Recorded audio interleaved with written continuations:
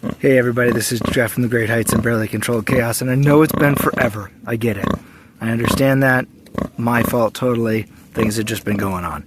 So this last week, it's obviously Christmas week, so we had a little bit of a surprise, and I'll show you that in a second.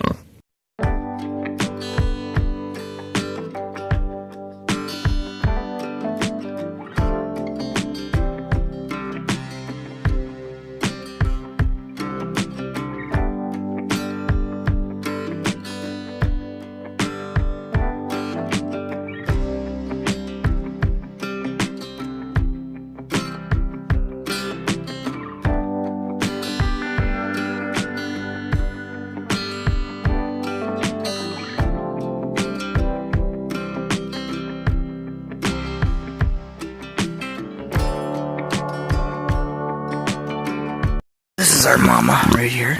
She's doing nice. You can tell she's super friendly. She's being very, very nice to me as I'm snuggling her, giving her nice scratches around the ear. And the reason she's laying down is not because she's sick or anything, but because she's feeding those little guys. Okay, so happy holiday surprise. We got 5 little piglets. We got Ted, Curious John. So this week we went and got some, this is a Milo bale. For those of you in the East, Milo is a corn-like plant that's used for grain and stuff, mostly for animal feed, which is why it's perfect, because this works out really well. It doubles as both a bedding and as a food source. It's actually, they call it hay, but you can see it's like corn stalks. So they can use it as bedding, they can eat it, it's perfect for both of them. It's super absorbent, or not absorbent, it lets water run through it really well, so it doesn't get saturated and soaked, and it's really great. It was perfectly timed because we got it, and then the next morning I came out and found our little piglets here, and Mama, who's such a good mama. Now what we've done here, because we've had an issue with piglets getting out, not at this age, but when they get a little bit older, they get a little more exploratory, and they run around and they do damage, and we don't want to continue doing that. So I divided the Milo bale that I bought for them in 2 pieces. So half of it's here in their area, and then half of it's out here for the rest of our other 3 pigs. And what I did was I put what we call these petting zoo panels, mostly because they're half-size panels. I know they're pig panels, but you'll notice that these gaps at the bottom are very small. They're perfect for keeping pigs in. These are what we've used in the past to take our pigs to our piglets to the animal swap. So we'll take them and set them up on the grass and let them run around, and people can see them, and they keep the piglets in really well. So the only trick here is, obviously I've got a high spot right there that I'm going to have to dig out to put the Milo in the middle. But Milo in the middle. Anyway, so that's what we're going to do. But we're going to keep the mama and the babies in here until we're ready to wean them.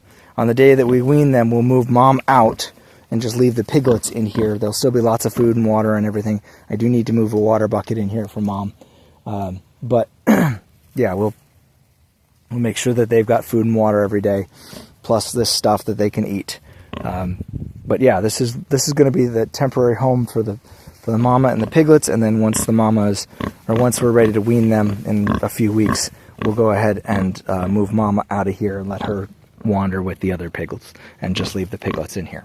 You can see they are very happy right now, enjoying very much the fruits of right now she's enjoying it. They're enjoying some milk, and they're super friendly, and unlike a lot of pigs, she will actually let us touch her piglets. She has no problem with it.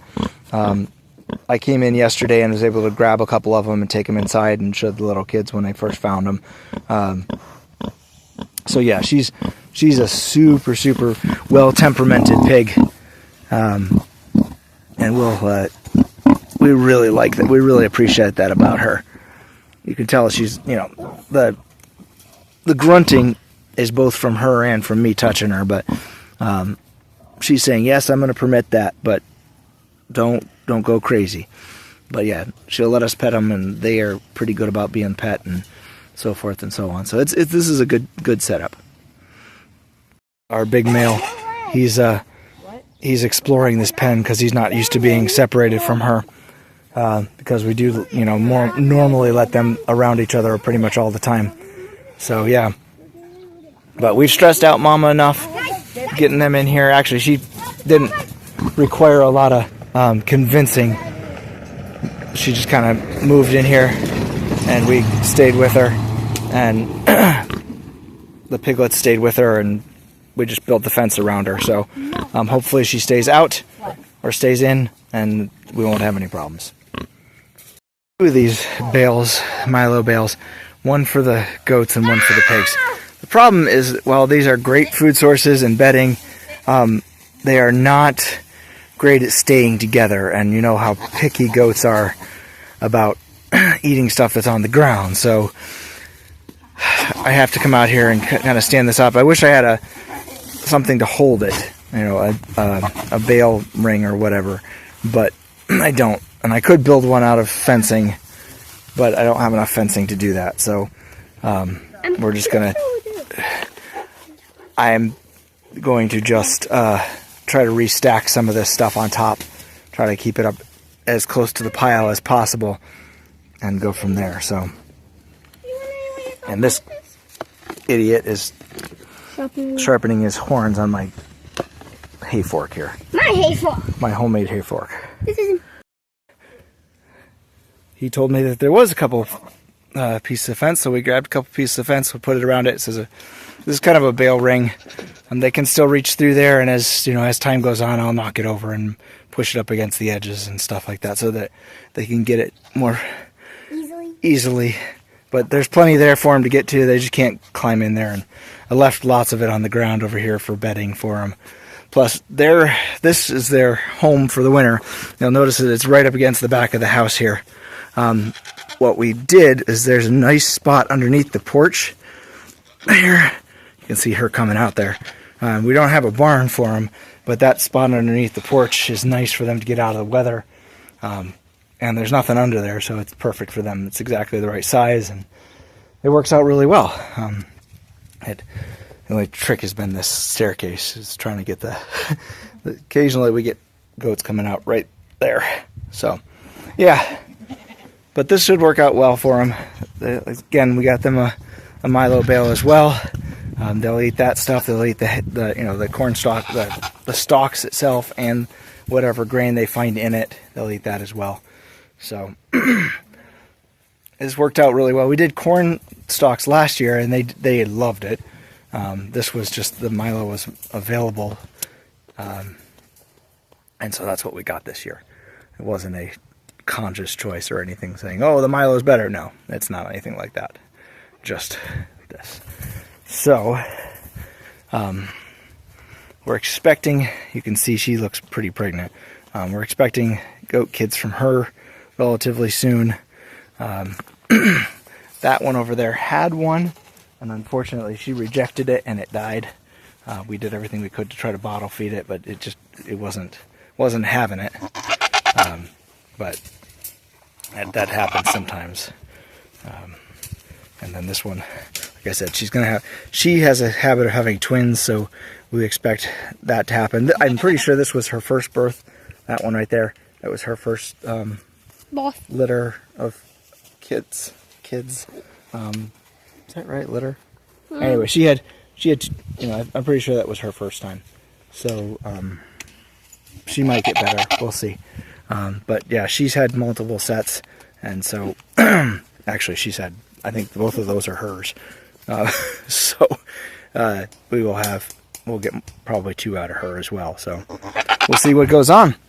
And then this bun just headbutted me while I was in there putting this fence up. He's a pain in the butt.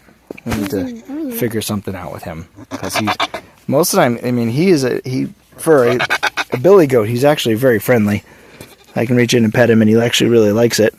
But when you're in his area, he gets kind of territorial, and I can't let the kids in there without me, because like I said, he just headbutted me. So, and he's pretty strong.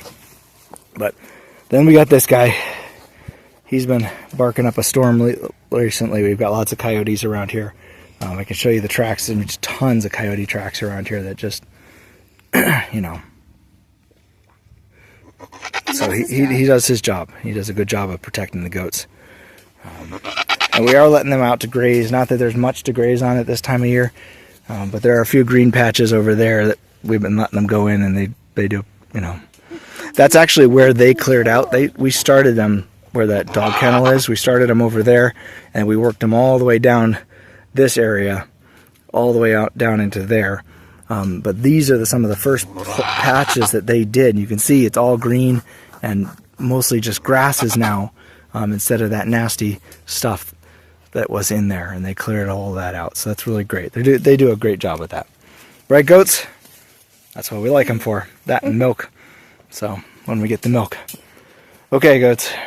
All right, so that's it. That's our story. We just had a short story.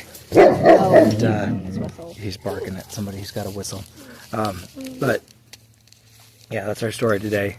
Are you We got the goats, and we got their hay, and we got the pigs and their hay, and just all that's taken care of. So nothing super exciting, just normal stuff. So, and until next time.